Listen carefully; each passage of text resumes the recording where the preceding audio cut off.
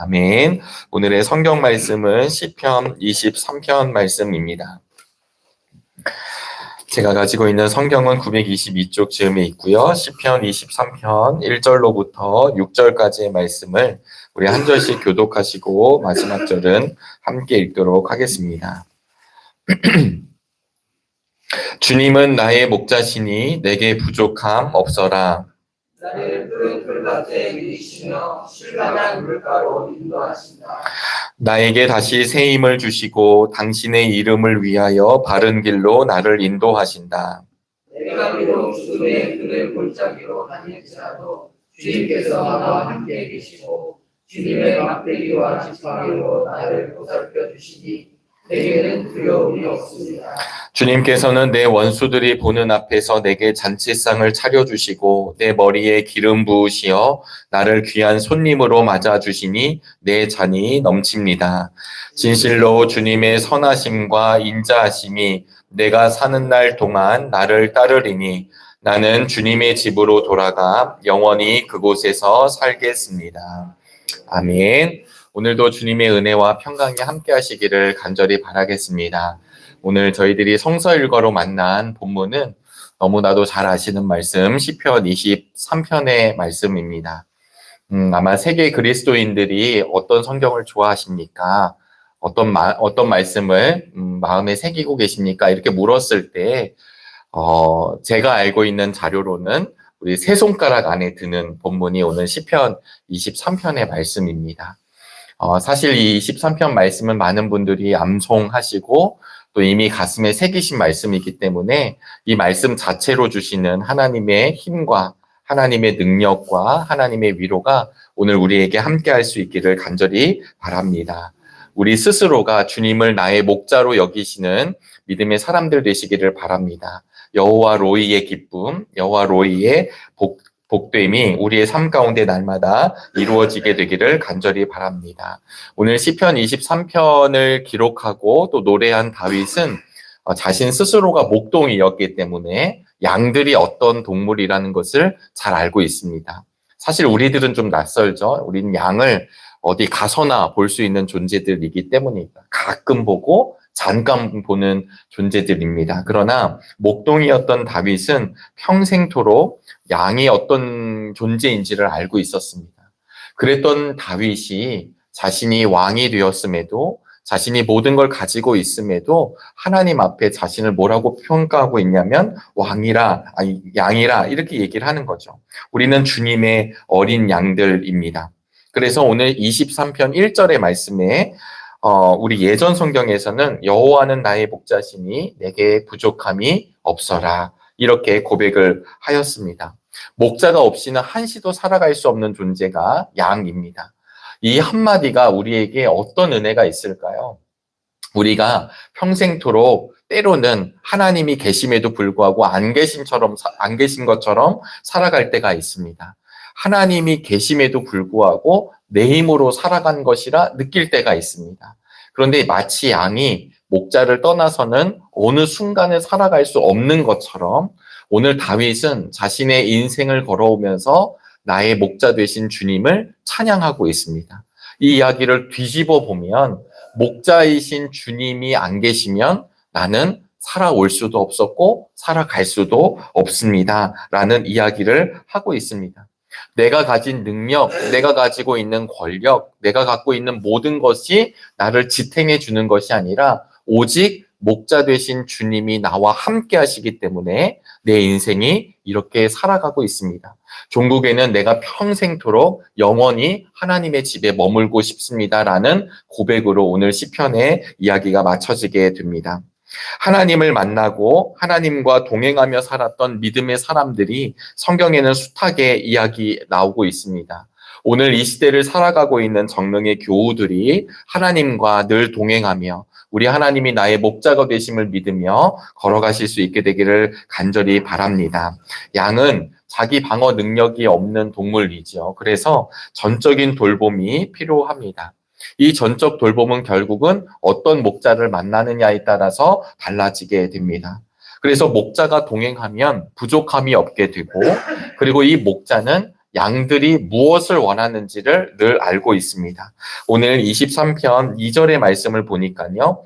나를 푸른 풀밭에 누이시며 쉴 만한 물가로 인도하신다라고 했습니다. 그러니까 지금 양들을 배가 고플 때는 먹을 곳이 있는 곳으로, 그리고 목이 마를 때는 물이 있는 곳으로. 이 부분도 우리가 조금 이해가 이제 안 되는 건, 우리 한국에서는 이제 양들 혹은 염소들 이렇게 우리에 가둬놓고 이렇게 키우게 되잖아요. 그런데 팔레스틴 유목민들은 이 양들을 풀어놓습니다. 그리고 때가 되면 이제 우리 안에 들여놓게 되죠. 그래서 요한복음에 보시면 예수님을 스스로 하나님 되심을 이야기하실 때 내가 양의 문이다 이렇게 이야기를 합니다. 그러니까 문은 한 곳이 있고 이 문으로 양들이 왔다 갔다 하게 되는 것이죠. 양의 필요를 잘 아십니다. 무엇이 필요한지를 우리 주님은 알고 계십니다. 오늘 우리가 이 새벽에 나와서 예배하고 기도하고 하나님 앞에 고백할 때 이미 우리의 입술을 열어 고백하는 그것을 통해 아시는 것처럼 느껴지지만 사실은 우리의 중심을 알고 계십니다. 중심을 아시는 주님 앞에 전적으로 내려놓는 믿음의 시간이 되시기를 간절히 바랍니다. 아이를 키우다 보니까요. 자녀를 키우다 보니까 알게 된 것이 있는데 그것이 무엇이냐면 자녀들마다 좀 다르다라는 거죠. 쌍둥이도 다르다라는 것을 알게 됩니다. 우리 서목사님 계신데 늘 미안한 마음이 있는 게 뭐냐면 주와 주의를 구분을 제가 우리 쌍둥이들이 누군지를 아직 이렇게 옆에 있는 사람은 잘 모릅니다. 그러나 우리 목사님, 또 사모님, 그리고 같이 있는 분들은 단번에 주합니다. 주입니다. 이렇게 알려주죠. 그리고 이 아이들이 다른 이야기를 많이 듣습니다. 마찬가지로 쌍둥이는 아니다 할지라도 우리 형제들, 자매들을 보면 각자 다릅니다. 그래서 엄마, 아빠는 이 아이는 이 음식을 먹으면 안 돼요. 이 아이는 이것을 좋아하지 않아요. 이 아이는 이것을 원해요. 라는 것들을 이미 부모가 아는 것처럼 목자 되신 주님은 우리의 필요를 아시고 우리의 중심을 아시고 우리의 상황을 알고 계신다라고 하는 것입니다. 그런 주님이 멀찌감치 떨어지셔서 우리와 전혀 관계가 없이 걸어가는 것이 아니라 그래서 다윗은 평생토록 무엇을 찬양했냐면 나의 목자 되신 주님, 나와 함께 하시는 주님. 그래서 이 목자 되신 주님이라는 말씀 속에는 무엇이 담겨져 있냐면 관계가 형성되어 있다는 것을 알려주고 있습니다. 사랑하는 우리 정릉의 교우 여러분, 우리 하나님과 언제나 교제하고 언제나 관계를 맺는 믿음의 사람들이 될 수 있기를 간절히 바랍니다. 전적인 돌봄이 필요하기 때문에요. 이 양은 이 목자의 안내에 따라 이제 가게 됩니다. 그런데 목자가 다 갖고 있는 것이 있는데 그게 무엇이냐면 막대기와 지팡이입니다. 우리가 삶의 길을 걸어가다 보면 늘 평안함을 경험하는 것이 아니죠. 우리가 잠시 양을 생각해 보면 이 양들을 노리고 있는 들깨라든가 늑대라든가 사자라든가 이 맹수들이, 왜냐하면 양을 잡아먹어야 되는 존재들이 항상 밖에서 보고 있습니다. 그런데 이 목자들은 이것을 어떻게 이겨내냐면 막대기와 지팡이로 이겨낸다고 이야기합니다. 사망의 음침한 골짜기를 지나갈 때, 원수가 우리를 쳐다보고 있을 때, 강력하게 우리를 잡아가려고 하는 사단의 권세가 있을 때, 이 막대기는 히브리어로 미시에네트라는 말을 쓰고 있는데요. 이거는 길지는 않습니다. 짧은 몽둥이거든요. 근데 이 막대기는 올리브 나무로 만듭니다. 아주 단단하다라는 말씀입니다. 그래서 이걸로 뱀의 머리를 치기도 하고 들깨와 싸우기도 하고, 그래서 이 맹수들은 이 목자가 서 있으면 주저하게 되죠. 지팡이는 위에가 이렇게 꼬부라져 있습니다. 우리가 잘 아시는 지팡이입니다. 이 팔레스틴 지역에는 구덩이도 많고 수렁도 있기 때문에 사실 양들이 지나가다가 이렇게 빠지기도 합니다. 그러면 이럴 때 이 목동이 지팡이로 건져내주는 것입니다. 그러니까 막대기와 지팡이라고 하는 용도는 바로 이 목자가 이것을 가지고 자신의 사랑하는 양들을 건지기도 하고 보호하기도 한다는 말씀을 이야기하고 있습니다. 그래서 주님은 우리를 두려움 속에서, 고통 속에서, 힘듦 속에서 건져내 주십니다.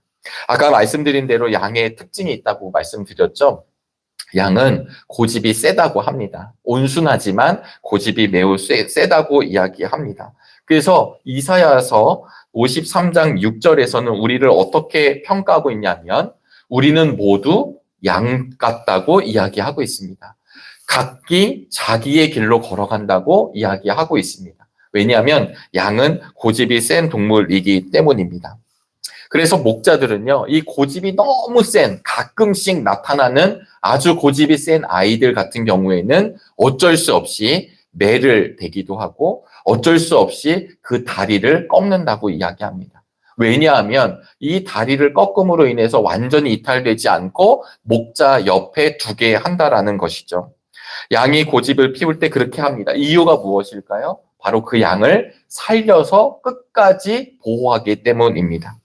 양은 쉽게 더러움에 배이는 동물입니다. 그래서 이 양은 어디서나 이제 눕게 되잖아요. 앉게 되고. 그런데 팔레스틴 지역은 이렇게 모래바람도 불게 되고 건조한 지역이기도 하고 그렇습니다. 그러다 보니까 이 흰 양털이 금방 더러워지게 됩니다. 멀리서 보면 희게 보이지만 가까이 보면 굉장히 누런 색을 띠게 되고요. 그리고 아까 말씀드린 대로 황폐한 땅에서 건조한 땅에서 상처도 잘 나게 됩니다. 양털이 더러워지면 심각한 냄새가 많이 난다고 이야기를 합니다. 그래서 이 심각한 냄새도 나게 되고 또 아무데나 눕기 때문에 아무데나 있기 때문에 상처가 나게 되면 진물도 나게 되고 이 진물이 나기 시작하면 굉장한 악취가 난다고 이야기하고 있습니다. 사랑하는 여러분, 양들을 우리로 비유를 했는데요. 사람은 저마다의 냄새가 있습니다. 우리 아이들, 요즘에도 이제 우리 교회에서 태어나는 소식들을 계속 듣는데요. 아이들을 처음에 그 살냄새가 얼마나 향기로워요. 아이들의 살갗 냄새. 그런데 이 아이들이 이제 점점 커져서 초등학생이 되고 중학생이 되고 고등학생이 되고 청년이 되고 그러면 이제 우리의 냄새들이 나기 시작을 합니다. 죄송하지만 어르신이 되면 여러 가지 이제 우리 안에 작용으로 인해서 냄새가 난다고 이야기하죠. 한국 사람들이 있는 곳, 우리들끼리는 서로 모르지만 외국 사람들은 우리를 향해서 마늘 냄새가 난다고 그러고 우리가 외국 사람들을 보면 그 외국 사람들의 특이한 향이 납니다. 사람에게 저마다 냄새가 있다고 그러죠. 이런 냄새가 있는 것은 그래도 괜찮습니다. 근데 문제는 무엇이냐면 우리 안에 죄의 냄새가 날 때입니다. 악의 냄새가 있습니다. 영혼이 타락하게 되면 나는 냄새가 있습니다. 그래서 오늘 성경에서도 보시면 4절 죽음의 그늘 골짜기로 다닐 때 그리고 5절에 보시면 이렇게 고백하고 있습니다. 우리 함께 읽어보실까요? 주님께서는 내 원수들이 보는 앞에서 내게 잔치상을 차려주시고 내 머리에 기름 부으시어 나를 귀한 손님으로 맞아주시니 내 잔이 넘칩니다. 아멘. 이 목자들은 아까 들고 있었던 게 막대기와 지팡이 그리고 허리춤에 올리브 기름을 가지고 다닙니다. 이것을 가지고 상처에 발라서 이 아이들의 상처를 낫게 합니다. 그런데 이 상처를 발라줌에도 나을 수 없을 정도로 깊은 아이들은 어떻게 하냐면 다시 집으로 데려가서 올리브 통에 넣는다고 이야기하고 있습니다. 이 말은 우리를 회복해 하시는 이 목자가 양들을 치료하고 회복해 하는 것처럼 우리 주님께서는 우리에게 상처를 우리의 아픈 부위를 만져주시고 회복해 하시는 분이십니다. 우리의 육체의 상처가 났을 때 우리는 병원에 가서 좋은 선생님을 만나면 치유가 가능합니다. 그러나 영혼이 병이 들고 우리의 영혼이 아프게 될 때는 누구를 찾아가야 되냐면 오직 목자이신 주님을 만나야만 합니다. 우리의 궁극적 회복과 우리의 궁극적 치유는 오직 주님만이 하실 수 있습니다. 방향 감각이 없는 양들은 제 길로 걸어가지만 목자는 제 길로 걸어가는 양들을 옳은 곳으로 바른 곳으로 하나님의 품으로 목자의 품으로 안내하고 있습니다. 우리의 삶은 때로는 내 삶을 잘 걸어가는 것처럼 보여지지만 종국에는 내 마음대로 걸어가다가 인생의 방황을 만나게 됩니다. 사랑하는 우리 정릉의 교우 여러분, 우리들의 삶을 인도해 주시는 주님의 손을 붙잡으시기를 간절히 바랍니다. 어제도 신방을 하면서 이 말씀을 함께 나누었는데요. 요한복음 10장에 있는 말씀인데 우리 잠깐 성경책을 펴보시도록 하겠습니다. 요한복음 10장 9절에 있는 말씀입니다. 요한복음 10장 9절 말씀입니다. 나는 문이다. 누구든지 나를 통하여 들어오면 구원을 얻고 드나들면서 꼴을 얻을 것이다. 도둑은 다만 훔치고 죽이고 파괴하려고 오는 것뿐이다. 나는 양들이 생명을 얻고 또 더 넘치게 얻게 하려고 왔다. 나는 선한 목자이다. 선한 목자는 양들을 위하여 자기 목숨을 버린다. 삭구는 목자가 아니요 양들도 자기의 것이 아니므로 이리가 오는 것을 보면 양들을 버리고 달아난다. 그러면 이리가 양들을 물어가고 양떼를 흩어버린다. 그는 삭군이어서 양들을 생각하지 않기 때문이다. 나는 선한 목자이다. 나는 내 양들을 알고 내 양들은 나를 안다. 아멘. 다윗이 고백했던 주님이 나의 목자이십니다라고 했을 때 이 주님, 우리 예수님께서 내가 목자라고 우리에게 알려주십니다. 목자는 양을 알고 있습니다. 양도 목자가 누군지를 알고 있습니다. 우리에게 선한 목자이신 주님을 만나는 은혜와 복이 있는 줄로 믿습니다. 그 주님과 함께 영원한 하나님의 집에서 삶을 누리시는 우리 모두가 되시기를 주의 이름으로 축원합니다. 기도하시겠습니다. 하나님, 오늘도 우리의 삶을 인도해 주시니 감사합니다. 선한 목자 되어주신 주님, 우리를 붙들어 주시고 인도하여 주셔서 주의 바른 길로 함께 걸어갈 수 있도록 은혜를 베풀어 주시니 감사합니다. 우리가 인생살이를 하면서 때로는 상처를 받고 때로는 너무나도 아픔을 경험하지만 그럴 때마다 목자이신 주님은 우리를 치유해 주십니다. 하나님, 우리 안에 그 치유함의 은혜를 허락하여 주셔서 다시금 회복하여 주님과 동행하는 은총을 누리게 하여 주시옵소서. 하나님, 여호와는 나의 목자시니 내게 부족함이 없다라고 말씀하신 다윗의 고백이 평생토록 우리의 고백이 되게 인도하여 주옵소서. 사랑하는 주님, 오늘은 금요일입니다. 한 주간의 삶을 잘 마무리하게 도와주시고 때로 눈물과 아픔과 힘듦이 있었지만 오늘 하나님 앞에 드려질 금요 기도회를 통하여 다시 회복되게 하여 주옵소서. 말씀의 자리에 서게 하여 주시고 찬송의 자리에 서게 하여 주시고 기도의 자리에 서게 하여 주셔서 하늘 문이 열려 응답받는 믿음의 시간이 되도록 인도하여 주옵소서. 우리 서승원 전도사님께서 오늘 금요 기도의 말씀을 전하십니다. 거룩하신 말씀을 통해 우리의 삶이 다시금 주님 앞에 온전히 서는 믿음의 시간이 되게 인도하여 주옵소서. 우리 교육부에서 금요일마다 하나님 정릉시장에 나가 주님의 말씀을 전하고 예수님을 전하는 전도 시간이 있습니다. 그 시간을 주님 기뻐 받으시는 줄로 믿사오니 우리 전도하시는 분들을 허락하여 주시옵시고 만나야 할 영혼들을 만나는 역사가 이루어지게 하여 주옵소서. 담임 목사님 안식월 기간 동안 하늘의 은혜와 평강을 누리게 하여 주시고 우리 정릉교회는 오히려 이 시간 동안 말씀 앞에 견고히 세워가는 믿음의 교회가 되도록 축복하여 주옵소서. 수술을 받고 회복하시는 환우들, 하나님 또한 주님 앞에 간절히 간구하는 믿음의 성도들 주님께서 눈동자와 같이 지켜주시고 간절하게 부르짖는 그들의 음성을 들어 인도하여 주옵소서. 이 모든 말씀 살아계신 예수 그리스도의 이름으로 기도드리옵나이다. 아멘. 하늘에 계신 우리 아버지여, 이름이 거룩히 여김을 받으시오며 나라가 임하시오며 뜻이 하늘에서 이루어진 것 같이 땅에서도 이루어지다. 오늘 우리에게 일용할 양식을 주시옵고 우리가 우리에게 죄 지은 자를 사하여 준 것 같이 우리 죄를 사하여 주시옵고 우리를 시험에 들게 하지 마시옵고 다만 악에서 구하시옵소서. 나라와 권세와 영광이 아버지께 영원히 있사옵나이다. 아멘.